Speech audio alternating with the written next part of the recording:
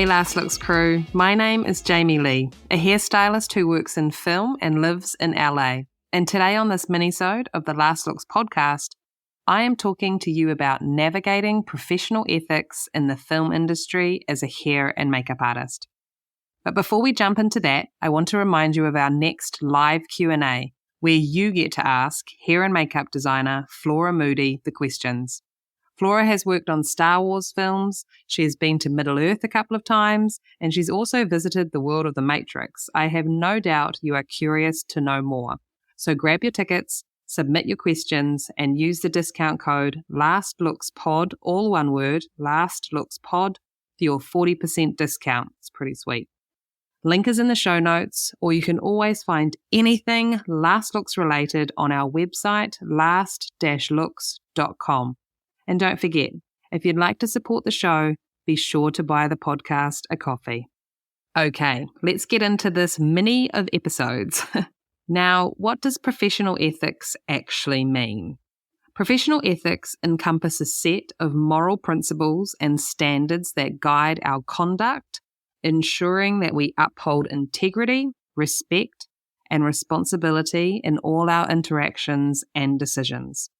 And in the context of the film industry, this can translate to maintaining confidentiality, respecting boundaries, and ensuring the well-being of actors, crew, and your team members. It is so important to uphold ethical behavior, maintaining trust, and your reputation. So let's chat about confidentiality. Now, one common dilemma is maintaining confidentiality. Often we get insights into upcoming projects, plot twists, all the fun stuff, or personal details about actors. So it is crucial to respect non-disclosure agreements, that's our NDAs, and maintain trust. You never want to be known as the gossip. Now, something I've heard of artists doing, which when I heard it, it just blew my fucking mind. And that is looking at what's on your actor's phone while they're in your chair and commenting on it. This should never happen. You should be doing your absolute best to avoid looking at that screen at all times. Your actor needs to feel safe. They need to know that you have no interest in what they are Googling, who they are messaging, or what they're watching on TikTok.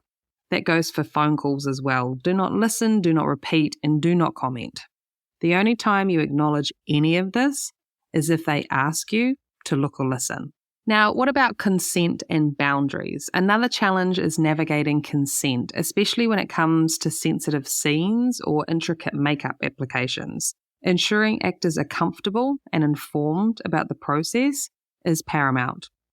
It only takes a moment of your time to communicate what you need to do and asking them if that will work for them.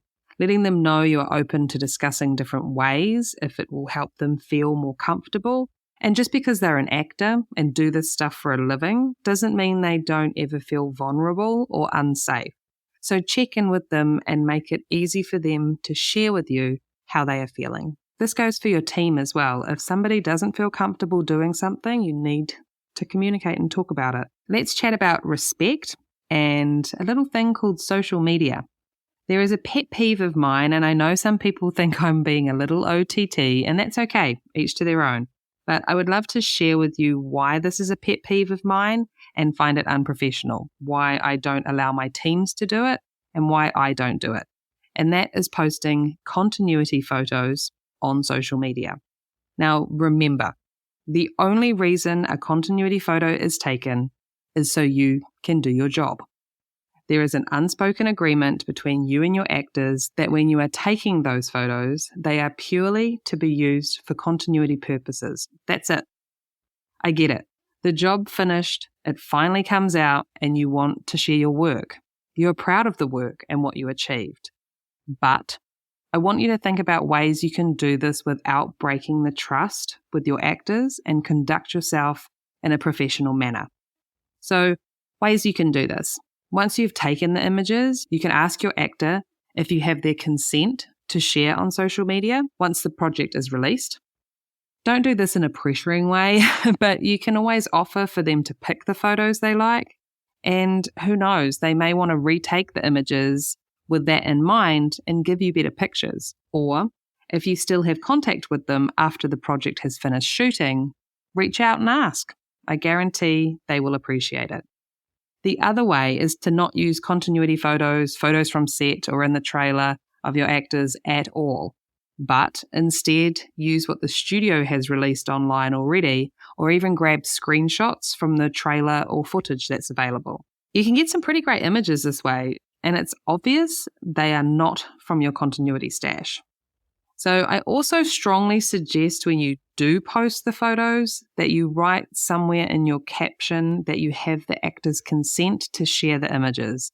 This way there is no mistake that you have respected your professional working relationship with them. I mean, even studios go through a process of getting approval from cast when it comes to the stills photos from the shoot. So the fact that you are just sharing continuity photos is kind of crazy. But I would strongly suggest that when you do post the photos of continuity and that you have consent from the actors, that you put that somewhere in the caption, that you have the actor's consent to share the images. This way there is no mistake that you have respected your professional working relationship with them. And that's my pet peeve about continuity photos and social media.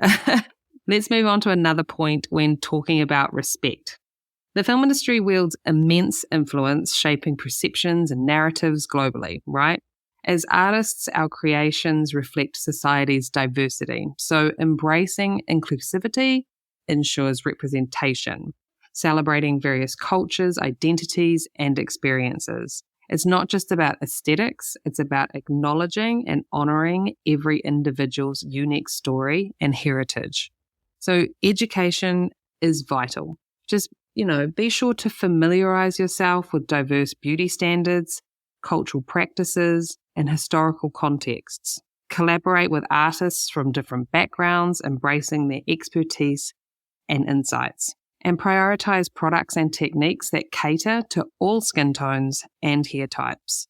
And simply actively listen to actors' preferences, reaching out before their first day, checking in with their needs, ensuring they feel seen, respected, and represented on screen. It's educate, advocate, and collaborate. We can do it, guys.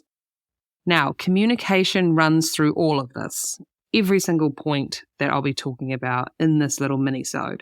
So it's essential to have open communication channels. It can make or break people's experiences. As an HOD and crew member, I respect the vision of my directors, producers, and cast. If there's a conflict, I try to approach it diplomatically, presenting my perspective backed by expertise, experience, and try to leave emotion at the door. Building trust with the directors, producers, and cast beforehand can also mitigate such conflicts, ensuring collaborative decision-making. So balancing creativity and the vision of others can be possibly a little tricky. Wanting to keep your artistic integrity intact while respecting the director's vision and your head of departments. I know we work in a creative industry and we are all artists, but what we need to remember is we are a small part of the process. And when I say that, I'm not diminishing what we do as artists or that what we bring to the table is less than. We just need to remember we are part of the puzzle, not the whole picture. And when your director or head of department asks you to adjust your work or even change it completely, that's okay. It's probably not because they don't like it. They just know that it is not what they need for the overall look of that scene or project. That can be more obvious when as a director asking you to change something or do something differently. But remember, it's the same when your head of department does it. They have had so many conversations with the director, producers, the DOP, and cast, all things that you are not privy to. Therefore, even if you disagree and think what you have done is perfect for what you think is needed, remember there is so much you will not be aware of, and it is not an attack on you personally or your work. So please try and move forward in these situations with integrity and grace, as much as it may hurt. You need to be adaptable and open to changing your work without foot stomping and pointing the finger that people are mean and critical. And don't get me wrong, sometimes a director or a HOD can communicate in an awful way, but it is how you deal with it that will keep your integrity intact. Now let's touch on health and safety. Boring. But why is it imperative for hair and makeup artists to prioritize the health and safety of actors and crew? And how is it relevant to being professional? Well, ensuring the well-being of actors and crew is not just a professional obligation, but morally important. Our hands-on work involves close contact, making us frontline defenders against potential health risks. Prioritizing health and safety safeguards against infections, allergic reactions, and other adverse outcomes, promoting an environment for creativity without compromising well-being. So practices for sanitation and hygiene that every hair and makeup artist should adhere to. And I'm sure you're all over this stuff, but here is your reminder. Firstly, maintaining impeccable hygiene starts with regular hand washing and using hand sanitizers. And if you didn't before COVID, I'm sure you do now. Always disinfect tools, brushes, and equipment before and after each use. Ensure makeup products are within their expiration date and avoid double dipping to prevent cross-contamination. Invest in high-quality, hypoallergenic products and regularly clean and sanitize your workspace, ensuring a clean, safe environment for everyone. Hopefully, I don't need to tell you to keep your tools, products, and workspace clean and tidy. That should be a given, right? But good reminder. But do me a favor. Next time you go to work, I want you to approach your station as if you were an actor. I want you to sit down. I want you to look around. Now, how does it look? Do things look clean and tidy or dirty and chaotic? Or is it tidy, but your tools and things are a little dirty? I know what kind of station I want to sit at, and I know what kind of tools I want used on me. So just something to think about. Let's look at health and safety from a different angle. Sometimes there might be pressure to expedite processes at the expense of others. It's a delicate balance, but integrity must prevail. Educate production teams on the importance of health and safety, emphasizing potential risks and consequences. Establish clear protocols and timelines, ensuring ample time for thorough sanitation, hygiene, allergy considerations, application times, and cleanup times. Advocate for actors and crew, prioritizing their well-being above all. Remember, compromising health and safety compromises the integrity of the entire production. It's our collective responsibility to uphold the highest standards, fostering a safe, respectful environment for everyone. And remember the old saying, you catch more flies with honey. So when navigating any issues that arise, keep it professional.